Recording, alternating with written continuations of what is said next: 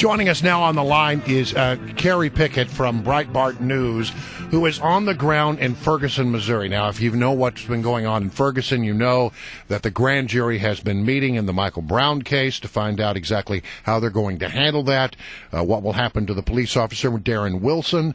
And yesterday, the governor of Missouri declared a state of emergency ahead of that grand jury decision. Kerry, thank you for joining us here at Mornings on the Mall. How are you? I'm doing very well, thank you. All right, so give us the lay of the land. What is the sense? What are you hearing from people as you walk the streets of Ferguson, Missouri?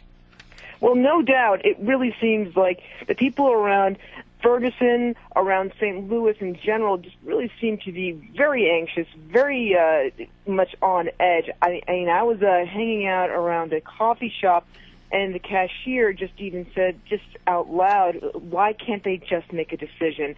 It really seems that they just want it just to be over. But there seems to be really two schools of thought. Some people think that it's being overhyped because they're figuring, well, how is it that people are going to want to riot in this cold weather? Other people really think that they're going to see a repeat of what they saw back in August, which was essentially a violent confrontation between law enforcement and protesters. So right now, it's really just a fear of, the unknown.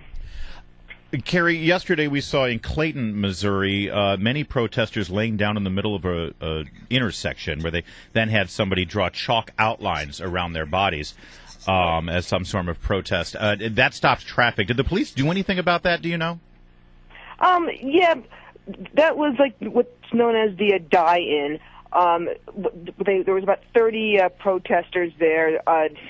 Essentially, that was organized by someone known as Lisa Fithian. Oh, yeah, no, she's the one behind all the Occupy Wall Street protesting. Absolutely. See, the thing here is that back in August, you had a lot of protesters who were coming out very angry, very much. It was a lot more organic. A lot of people were saying that back in August you had a lot more criminal activity going on, et cetera, et cetera. What we're seeing right now, and as well as back in October, was a lot more, shall we say, leftist groups coming forward. Right. A lot more AstroTurf type groups coming forward, doing like these types of locking arms. See, it seems to me, Kerry Picket, that this is like the broken glass syndrome where, when Rudy Giuliani came into New York and he said, we're not going to tolerate graffiti, we're not going to tolerate the squeegee people, the little things like that then lead to the big things. Is there any thought that the police should just go in right now and start arresting people as they start these so-called peaceful protests that block traffic in the middle of a street in the middle of a day? Well, the police are doing what they can because right now they're just kind of on a bit of a learning curve, Larry.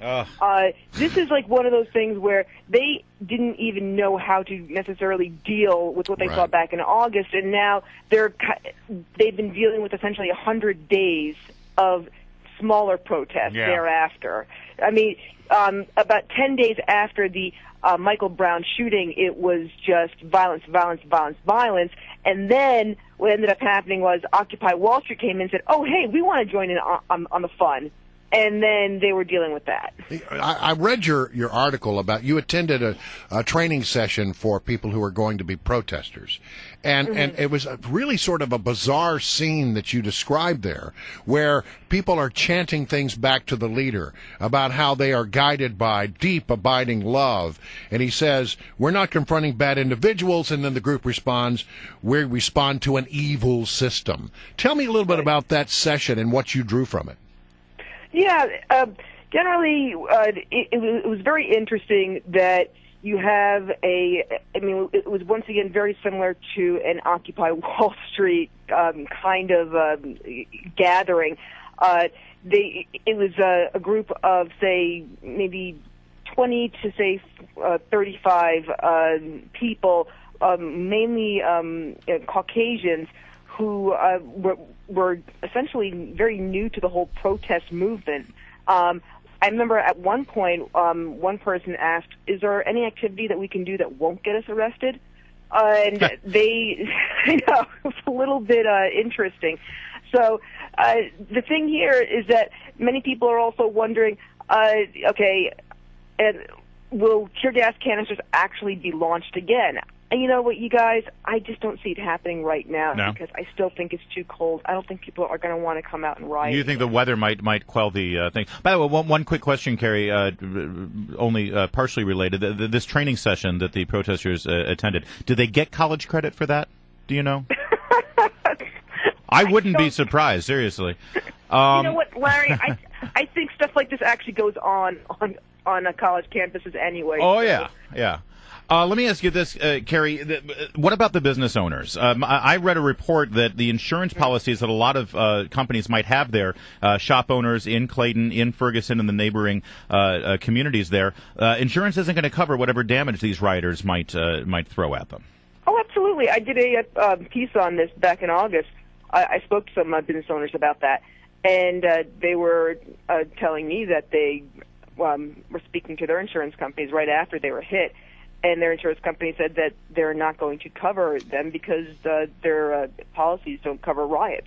Wow. Yeah, and that's the thing. No one is speaking for these small entrepreneurs and business owners who are getting caught in the crosshairs. All right. Well, listen, Kerry, thank you so much for joining us. Greatly appreciate it. Real fast, Kerry, is there any sense of when this decision might come in? Have you heard anything? What are people feeling? Okay. Some people are saying Wednesday or Thursday, because some people are saying that the grand jury has to come in and actually meet. Others are saying, Friday, because then they figured the kiddies are going to be out by the end of the day. But once again, nobody knows. All right. So. All right. Thank you very much, Kerry. Really appreciate it.